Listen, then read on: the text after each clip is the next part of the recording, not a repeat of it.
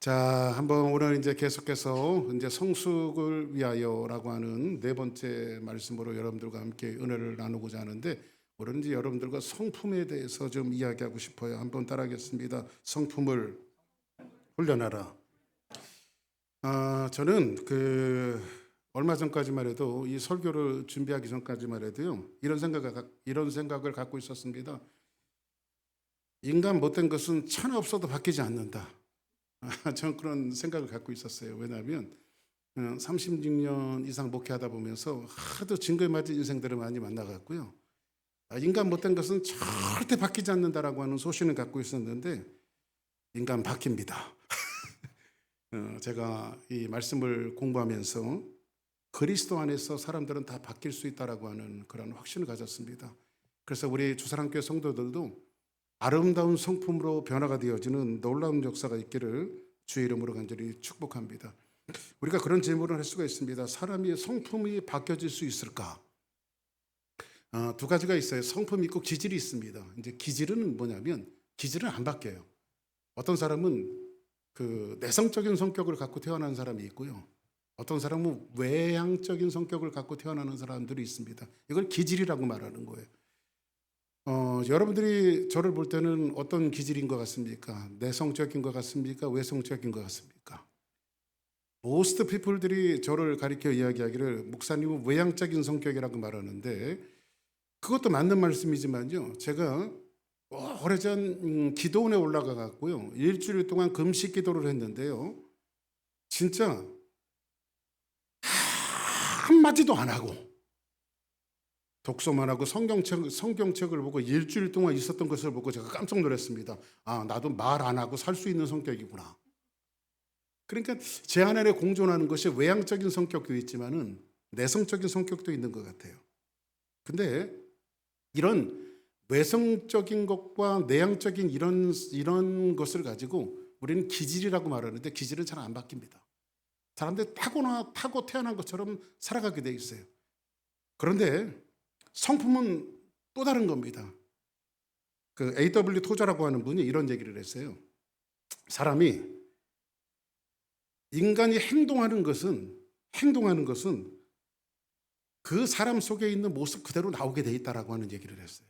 그러니까 이게 뭐냐면요, 사람이 어떤 언어를 쓰냐에 따라서, 어떤 언어를 쓰잖아요. 말을 쓰면은 그 사람 속에 있는 내면적인 것들이 말을 통해서 나오는 거예요. 그래서 A.W. 토저가 뭐냐면, 사람 마음속에 담아있는 것들을 그의 행동을 통해서, 말을 통해서 표시한다고 말하고 있거든요. 그러니까 여러분들이 만약에 여러분들의 삶 가운데 뭔가 말을 좀 거칠게 한다면 그 사람 거칠은 사람이에요. 근데 말을 좀 편안하게 하는 사람들은 그 사람 자체가 굉장히 편한 사람들입니다. 자, 그러면 오늘 여러분들과 이제 성품을 훈련하는데, 우리가 예수 그리스도를 영접하고 예수 그리스도를 믿고 예수 그리스도의 제자로 살아가면서 우리의 인격이, 우리의 삶이 오늘과 내일이 좀 달라야 하는데, 올해와 내년이 달라야 하는데, 그리고 우리의 삶이 조금씩 변화되어져야 하는데, 우리는 한간 그런 사람들이 있습니다. 목사님, 나는 내 생긴 대로 살겠습니다. 참견하지 마세요. 아닙니다, 여러분들. 우리는 그리스도 안에서 변화가 되어져야 돼요. 우리의 인격과 삶이 변화되어져야지 그렇게 우기지들 마십시오. 그래서 성경은 뭐라고 이야기하냐면, 로마서 8장 한번 볼까요? 사도 바울을 통해서 우리에게 성품에 대한 것들을 이야기하고 있는데, 로마서 8장 28절에 있는 말씀을 같이 한번 읽어봅니다. 시작. 우리가 알거니와 하나님을 사랑하는 자 곧 그의 뜻대로 부르심을 입은 자들에게는 모든 것이 협력하여 선을 이루는. 자, 보세요. 우리가 알거니와 하나님을 사랑하는 자, 하나님을 사랑하시면 아멘 하시기 바랍니다. 그러면 여러분들이 하나님을 사랑하는 자 곧 그 뜻대로 부르심을 입은 자들에게는 모든 것이 협력하여 선을 이루느니라, 이렇게 말합니다. 그러면 우리는 하나님을 사랑했고, 또 하나님이 그 뜻대로 우리를 부르셨어요. 이렇게 다시 한번 말씀드릴게요. 하나님이 박규석이를 사랑하셨고, 그 뜻대로 하나님이 박규석이를 하나님의 자녀로 부르셨어요. 근데 하나님이 나를 사랑하시고 나를 부르시는 그 이유를 정확하게 성경은 이야기해주고 있는데, 하나님이 미리 아신 자들을 또한, 자 보세요, 하나님이 박규석이를 미리 아셨어요.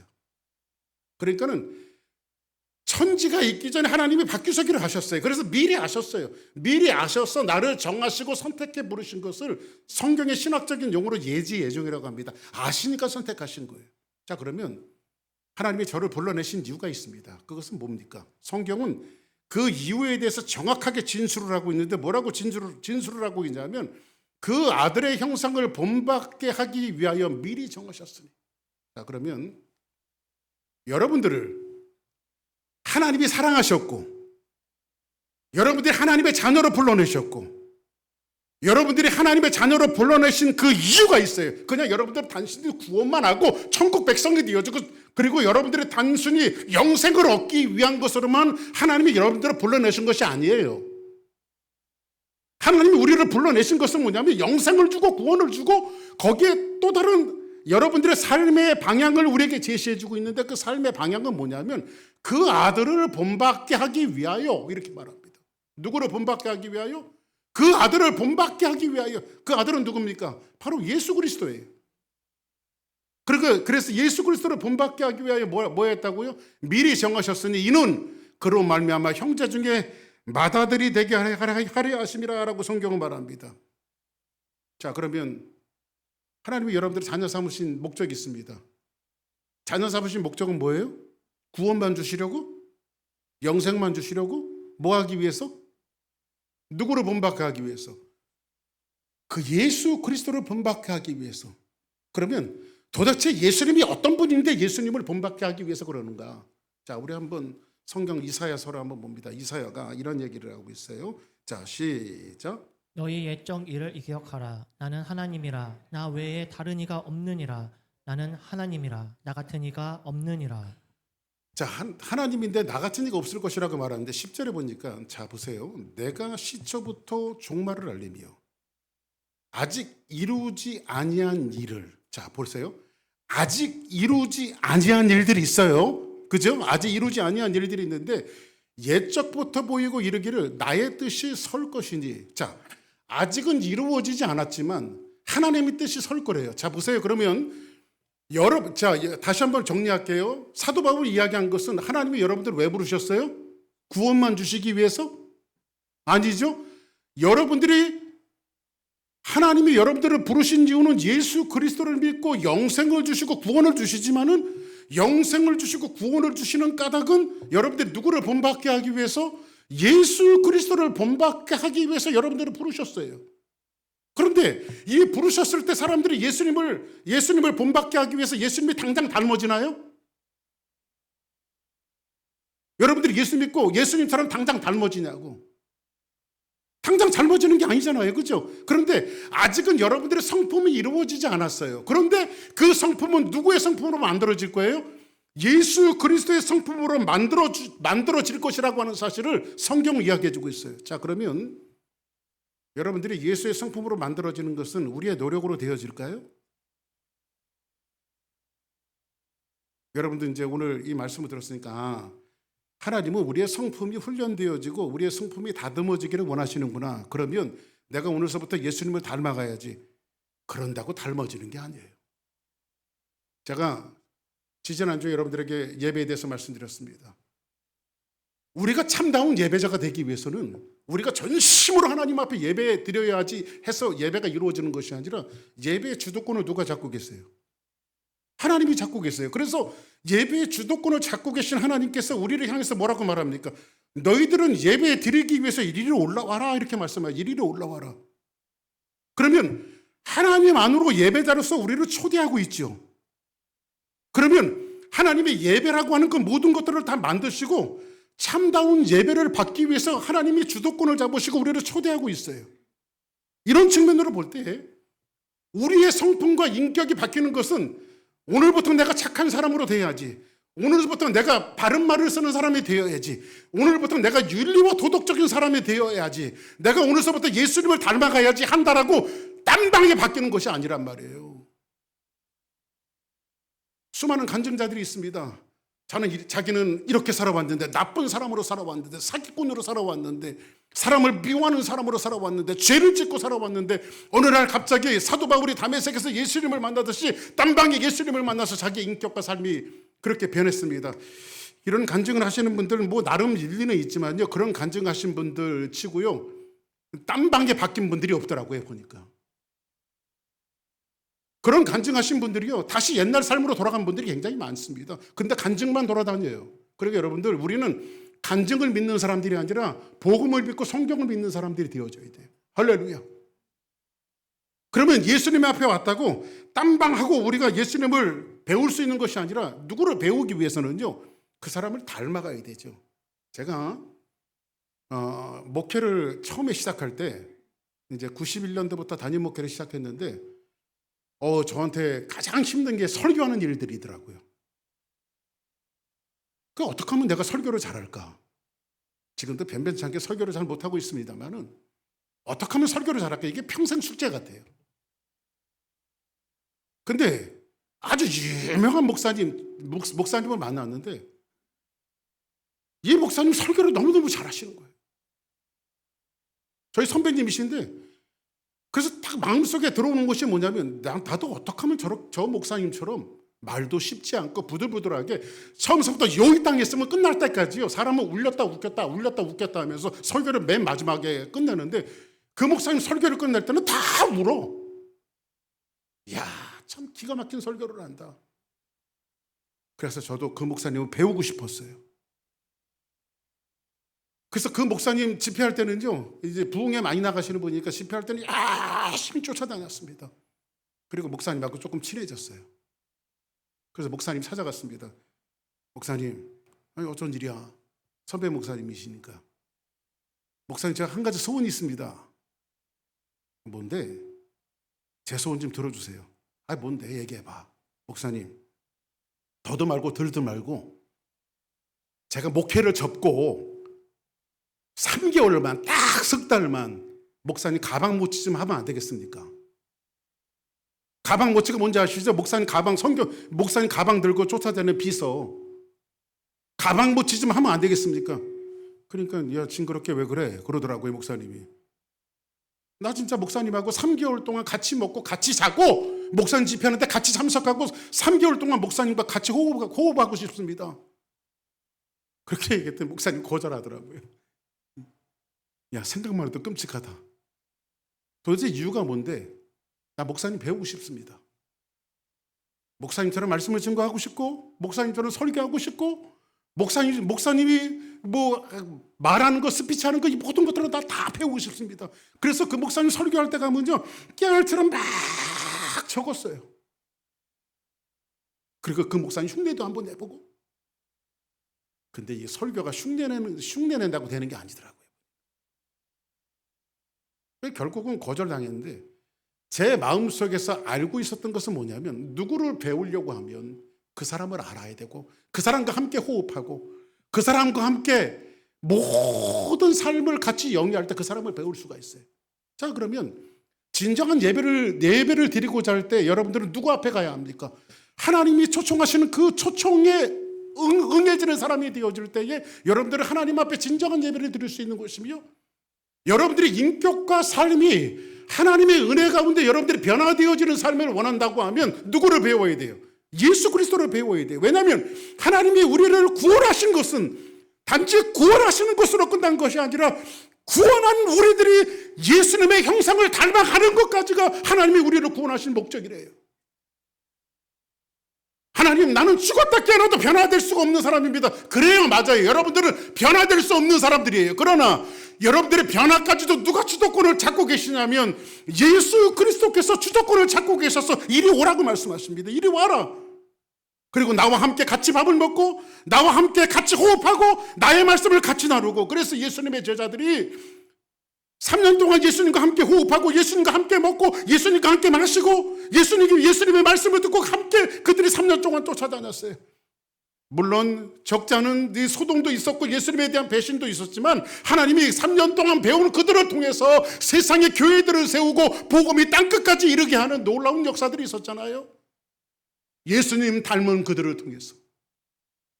그래서 우리들은 얼마든지 삶이 변화되어질 수 있다고 하는 사실을 놓쳐서는 안 됩니다. 그래서 예수님은 여러분들에게 그냥 여러분들이 오늘서부터 이 땅 여러분들이 결심하십시오. 인격과 삶이 변화되십시오, 훈련하십시오 이렇게 말씀하지 않고 예수님은 뭐라고 말씀하시냐면 너희들이 내게로 와라 이렇게 말합니다. 내게로 와라. 변화되고 싶으면 내게로 와라 이렇게 말합니다. 보실까요? 마태복음 11장 28절 시작. 수고하고 무거운 짐진 자들아 다 내게로 오라 내가 너희를 쉬게 하리라. 수고하고 무거운 짐진 자들아 다 내게로 와라 내가 너희를 쉬게 하리라. 여러분들 마음에 쉬지 못하는 게 저는 목회자로서의 하나 갈등이 있습니다. 그것은 뭐냐면 적어도 제가 목사인데 제가 적어도 양을 치는 목사로 하나님의 부름을 받았는데 항상 여러분들 제 마음속에 이런 부담감이 있어요. 내가 정말 정직하게 살아가야 하고 내가 바르게 살아가야 하고 내가 믿음으로 살아가야 하고 적어도 따르는 자들의 본인이 되어야 하는 그런 삶을 살아가야 되는데 어떨 때는 좀 죄송하지만요. 저보다 나은 교인들을 만날 때 저보다 나은 훌륭한 인격자의 성도들을 만날 때 지구멍이라도 들어가고 싶은 때가 한두 번이 아닙니다. 사실은. 신실한 성도들이 얼마나 많은지 몰라요. 목사보다 정말 위대한 성도들이 얼마나 많은지 몰라요. 삶과 싸우면서 정직하고 아름답고 하나님의 형상을 담기 위해서 하루하루의 삶을 콰이어 타임을 하면서 묵상하면서 주님의 말씀대로 살아가려고 하는 평신도들은 얼마든지 많아요. 근데 목사로서 그런 것들에 대해서 부합하지 못할 때 이것이 목사로서의 굉장히 큰 갈등이에요. 나는 어떻게 저렇게 살 수 있을까? 좋은 성도들을 보면서 제가 자꾸 저희 어머니 얘기를 드려서 죄송합니다만 저희 어머니는 아주 좋은 평신도였습니다. 한 교회를 섬기고 한 목회자를 섬기고 그 교회를 위해서 눈물을 뿌려가며 기도하고 당신의 호주머니에 있는 것들을 아낌없이 하나님 앞에 드리면서 평생을 사셨던 분, 저희 어머니셨어요. 근데 저는 목사로서도 저희 평신도였던 저희 어머니만한 인생을 살아내지 못하고 있습니다. 여기에 앉아 계신 여러분들도 박 목사보다 훨씬 더 위대한 성도들이 많이 계시리라고 저는 믿습니다. 이건 내 노력으로는 안 돼. 내 안에, 내 속에 결심과 노력을 통해서 내가 이 인격을 만들어낼 수 있는 어떤 여지도 내 안에 없기 때문에 오늘 예수님이 나를 부르십니다. 뭐라고 부르십니까? 수고하고 무거운 짐진 자들아 다 내게로 와라 내가 너희를 쉬게 하리라. 그리고 예수님 앞에 한 걸음 다가왔습니다. 근데 예수님이 이렇게 말씀하시네요. 나는 마음이 온유하고 겸손하니 나의 멍에를 메고. 멍에가 뭔지 아시죠? 여러분? 멍에가 뭔지 아시죠? 농촌에 사셨던 분들은 멍에 소 목에다가 구부러진 나무를 이렇게 올려요. 멍에를. 그리고 옛날에는 지금이야 경운기나 기계들이 밭을 가지만 옛날에는 소들이 다 밭을 갈았어요. 그러면 코를 뚫어갖고요 멍에를 메우고요 이렇게 합니다. 이래라 소! 그러면 그냥 우측으로 가면 우측으로 가고 왼쪽으로 가면 왼쪽으로 가고 소가요 주인의 말을 얼마나 잘 듣는지 몰라요. 그 멍에는 뭐예요? 멍에는 주인이 있으며 주인이 원하는 삶대로 살아가는 거죠. 근데 그 예수님이 뭐라고 말하냐면 너희 수고하고 무거운 짐진 자들아 다 내게로 와라 내가 너희를 쉬게 하리라. 근데 나는 예수님은 마음이 온유하고 겸손하니 나의 멍에를 메고 멍에가 씌워져 있다는 것은 적어도 뭐죠? 멍에를 씌운 소는 주인이 있다는 거예요. 여러분들 멍에가 있습니까? 여러분들 목에 멍에가 있습니까? 멍에 씌워주면 뭐라고 말합니까?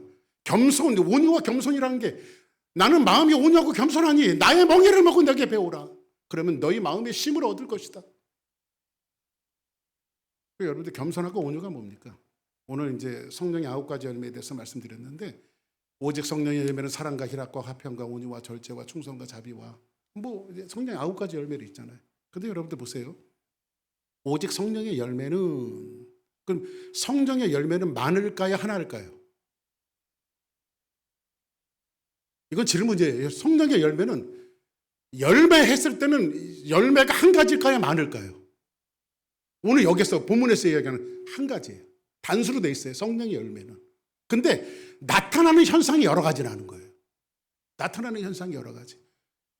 그러니까 한 인격 안에 박규석이라고 하는 한 인격 안에 열매가 맺혀진다라고 하는 것은 열매를 꼭 맺을 수 있다는 거예요? 아니면 맺힐 거라는 거예요? 맺을 수 있다는 거예요. 여러분들 나무를 심어놓고요. 아주 그냥 나무 심었을 때 제일 비기 싫은 나무가 뭐냐면요. 열매 맺지 못하는 나무예요. 우리 장로님하고 우리 어르신들하고 감나무를 막 심어놨는데 아주 그냥 그 물을 정성껏 주고 막 그랬어요. 저쪽에 저 담 밑에도 감나무 심고 그 감나무를 심을 때는요. 우리 뭐 이제 집사님들하고 그런 얘기했습니다. 집사님 한 2년만 있으면 감을 몇 개나 딸까요? 막 싱싱하게 맺어질 감들을 고대하면서 막 생각했는데 맺긴 뭘 맺어 그냥 시들하더니 감이 죽어가는 거예요. 아주 열매 맺지 못하는 나무가 아주 제일 꼴보기 싫어요. 그래서 감나무 그때 한 10그루 심었나요? 장로님이 한 10그루 심었는데 2개만 살아있어요. 이 앞에 있는 거 이 2개만. 저것도 언제 갈지 몰라 그냥 가날퍼 지금도. 잘 보살피고 있는데. 근데 여러분들 한 나무에 많은 열매를 맺게 되어지는 거예요.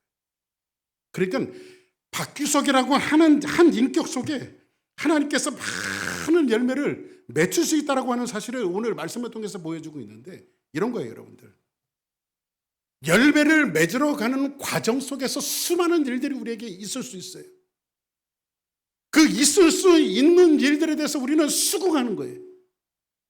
노력과 힘 끝에 열매가 맺혀지는 것이지 그냥 맺어지는 것은 없어요. 그래서 성품이라고 하는 것은 만들어지고 훈련되어질 때에 아름다운 성품으로 변화될 수 있다고 하는 사실을 우리는 알으셔야 돼요. 어떤 사람이 겸손 이렇게 얘기하니까 이렇게 이야기합니다. 아침에도 뭐 얘기했습니다만 우리 집사님 한 분 가운데 찬양을 잘하는 분이 계세요. 집사님 찬양팀 하면 어떻겠습니까? 진짜 잘해. 응? 찬양팀 하면 어떻겠습니까? 라고 딱 초청을 했더니 나는 못해요. 안 해요. 이걸 겸손이라고 하라는 게 아니에요. 내게 주신 하나님의 은사를 발견하고 정말 내가 노래 잘할 수 있는 은사가 있다라고 하고 이야기했을 때에 찬양하시죠. 그러면 예, 맞습니다. 하나님이 저에게는 찬양할 수 있는 은사를 주신 것 같아요. 다음 주부터 봉사하겠습니다. 이걸 겸손이라고 말하는 거예요. 예수님이 이렇게 이야기합니다. 나는 마음이 온유하고 겸손하니 이렇게 말하는 것은 히라보로 프라에스라고 하는 말로 쓰여졌는데 이 온유라고 하는 거 여러분 온유 생각하면 이렇게 생각하잖아요. 온유함이 좀 나약하고 연약하고 그렇죠? 여러분들 현대시대는요 저 강해야 살 수 있잖아요. 그렇죠? 온유하면요 누가 코를 베어가도 몰라요. 근데 여러분들 그거 아십니까? 온유는 부드러운 거거든요. 그대로 부드러움이 강함을 이길 수 있다는 사실을 아십니까? 사실 남자들이 센 척하지만요 다 여자들이 집에서 핸들해요. 저도 저희 집사람이 그냥 허락을 하셔야만 저분이 허락을 하셔야만 한계를 가는 거야 그냥. 무서무제하신 분이. 아침에도 잠깐 생각나서 말씀드렸다시피 여러분들 그 사람 이빨이 있잖아요. 얼마나 강합니까? 그죠? 이빨이 강하잖아요. 저는요 그 강아지들 있잖아요.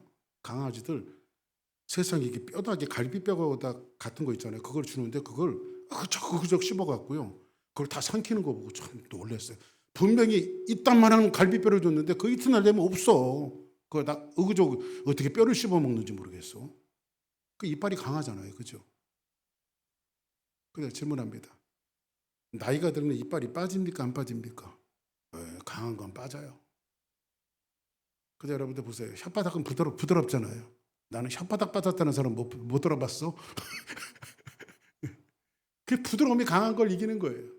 그 프라이스라고 하는 이 온유라고 하는 말은 이런 거예요. 나는 마음이 온유하고 겸손하니 이걸 왜 예수님에게 배워야 되냐면 나는 마음이 온유하고 겸손하다라고 하는 것은 이런 겁니다. 어떤 사람이 바깥에 나갔더니 들깨가 있어요. 사람 손에 길리워지지 않는 들깨가 있어요. 근데 들깨가 너무 불쌍한 거야. 초라하게 다지는 게. 그래서 저 들깨를 데려다가 우리 집에서 키워야 되겠다 해갖고 어떻게 잡아다가 집에서 맛있는 것도 주고 근데 맛있는 걸 만들어 갖고 개를 주려고 하니까 하면서 막 주인을 물으려고 그래. 참 불쌍해서 데리고 왔는데. 그래서 그 있는데 더 맛있는 걸 줬어. 그래도 하고 대들려고 그래. 아무나 보면 막 대드는 거야, 이 개가, 강아지가. 걱정이 되는 거예요. 다시 내보내자니 불쌍하고. 데리고 있자니 이 개 때문에 저 스트레스를 받는 거예요.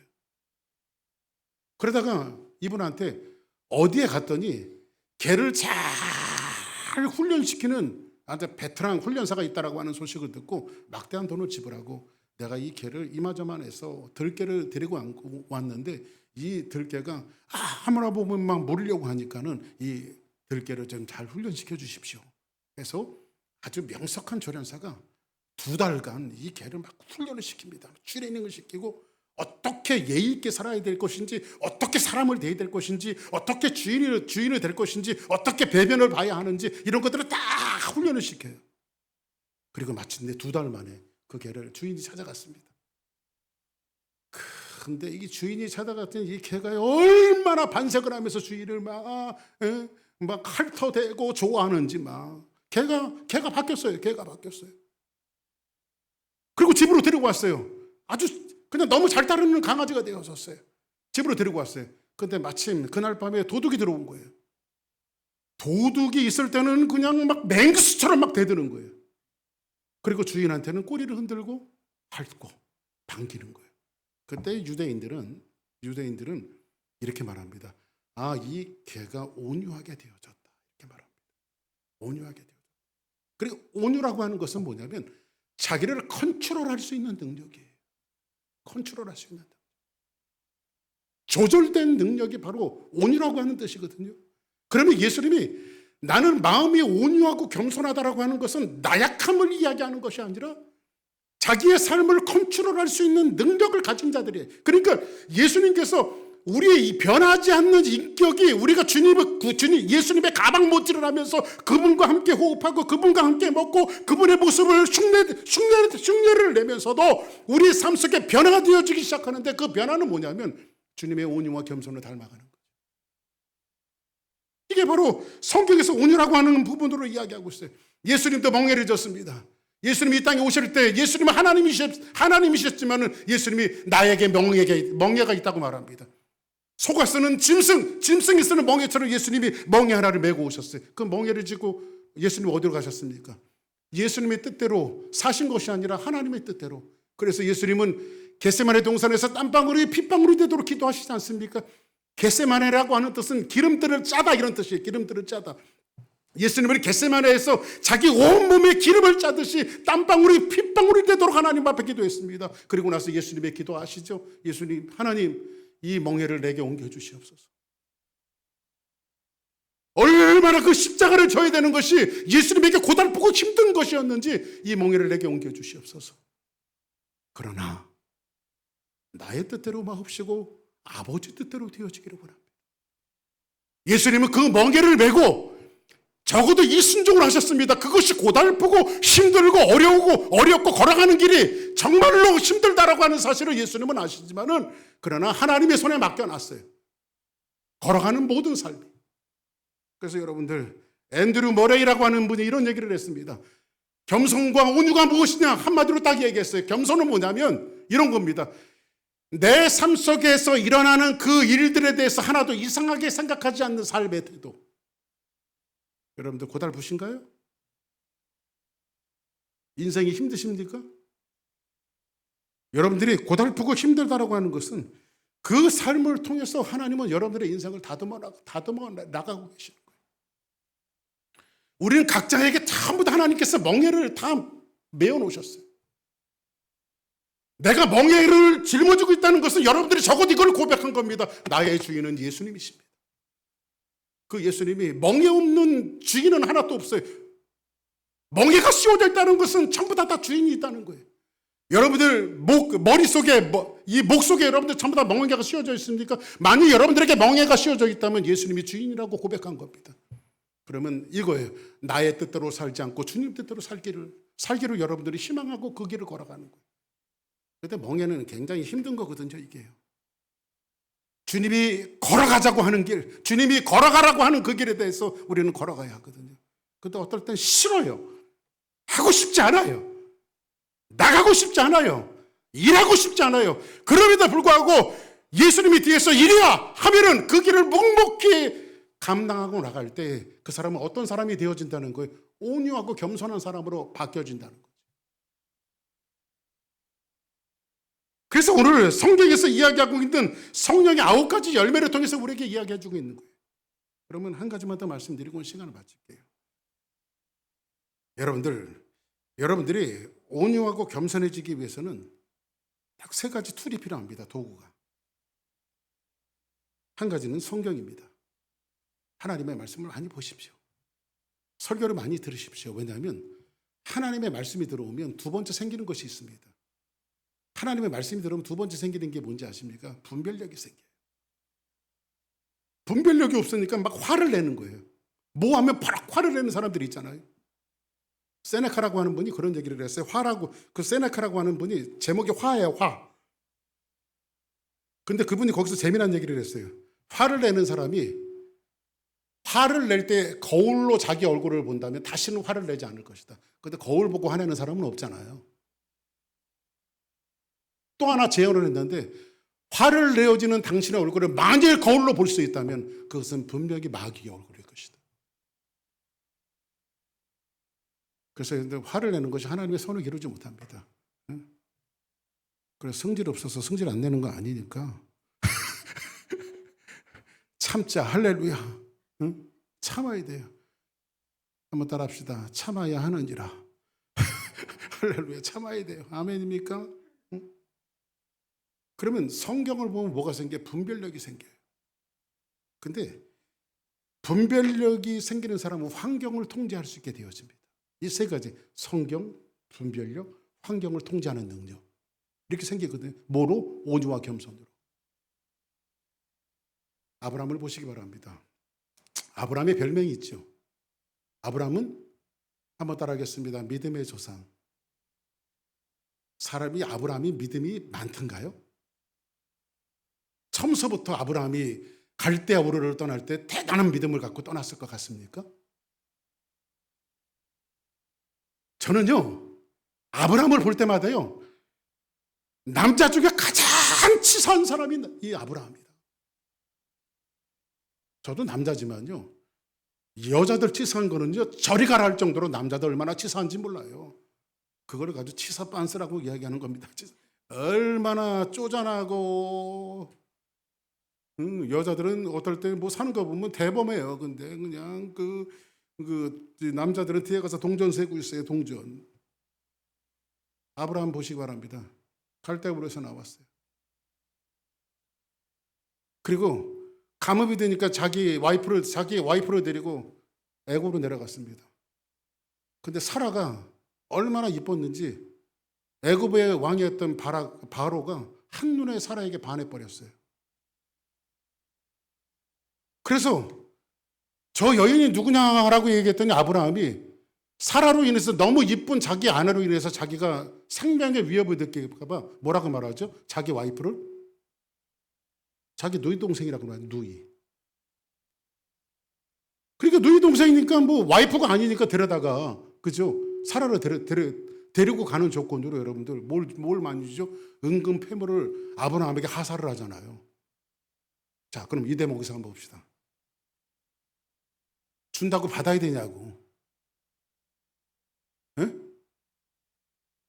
자기 와이프를 속이고 바로가 자기 아내를 데리고 갔는데, 하룻밤을 지내기 위해서 자기 아내를 삼기 위해서 데리고 갔는데, 바로가 그 대신 은근 폐물을 준다고 그걸 받아야 된다고. 양심이 있는 사람이면 적어도 받지는 말아야지. 그래야 안 그래요? 남자분들 한번 얘기해 보세요. 그래야 안 그래요? 근데 아브라함 그걸 받아. 이게 믿음의 조상이야. 무슨 격의 믿음이 있어요? 근데 하나님이 아브라함을 세월 따라 삶 따라 아브라함의 삶을 단련시키기 시작하고, 내 꿈이요 못 내렸습니다. 나를 위해서, 나만을 위해서 살아왔던 그 아브라함을 어느 날 갑자기 하나님이 아브라함을 부르십니다. 아브라함아, 너의 독자 이삭을 내게 드려라. 근데 아브라함이 세월 따라 삶 따라 하나님의 단련하심을 통해서 부쩍 인격과 삶이 자라져 있어요. 예, 하나님 거니까 하나님 앞에 드려야죠. 자기 것을 내놓는 사람. 그러니까 믿음마저도 아브라함이 위대해서 믿음을 가진 것이 아니라 그 믿음을 키워오신 분이 누구예요? 믿음의 주체이신 하나님이 그 믿음을 키워가시는 거예요. 목사님, 저는 절대 변할 수 없는 인간 같아요. 아닙니다. 여러분들의 믿음도 인격도 누가 키워가시냐면 하나님이 키워가십니다. 하나님 앞에 내어던지세요. 할렐루야. 요셉을 보시기 바랍니다. 자기 형제들이 자기를 팔았어요.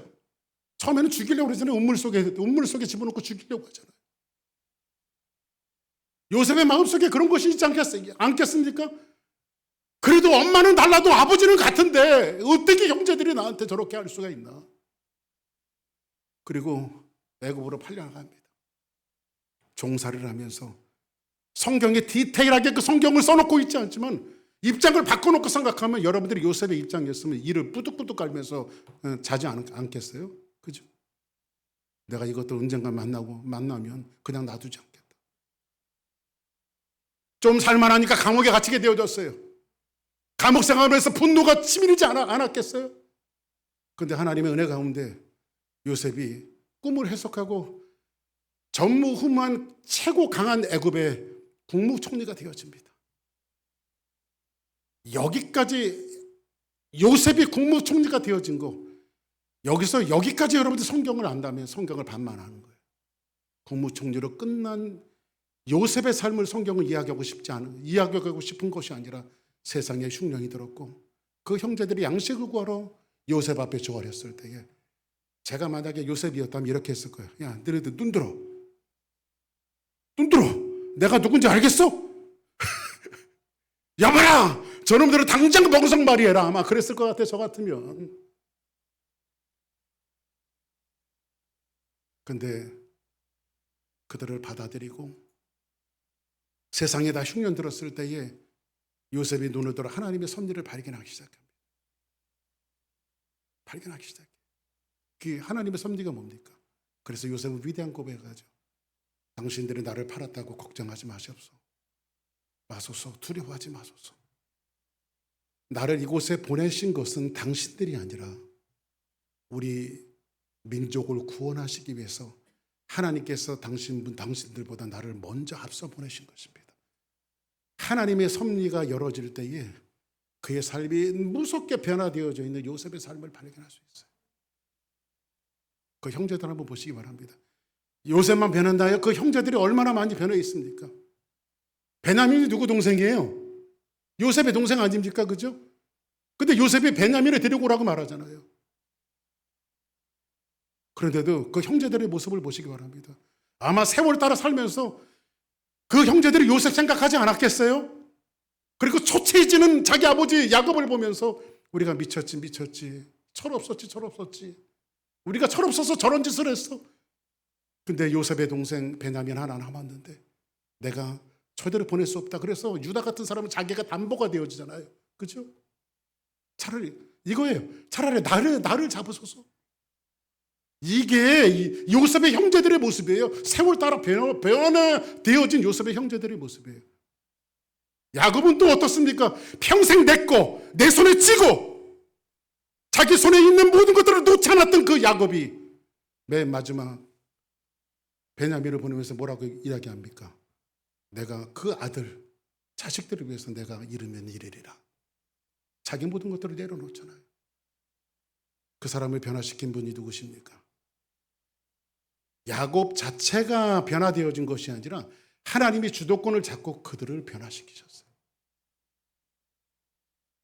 다윗을 보시기 바랍니다. 다윗은 살인적인 추격을 누가 합니까? 사울이 합니다.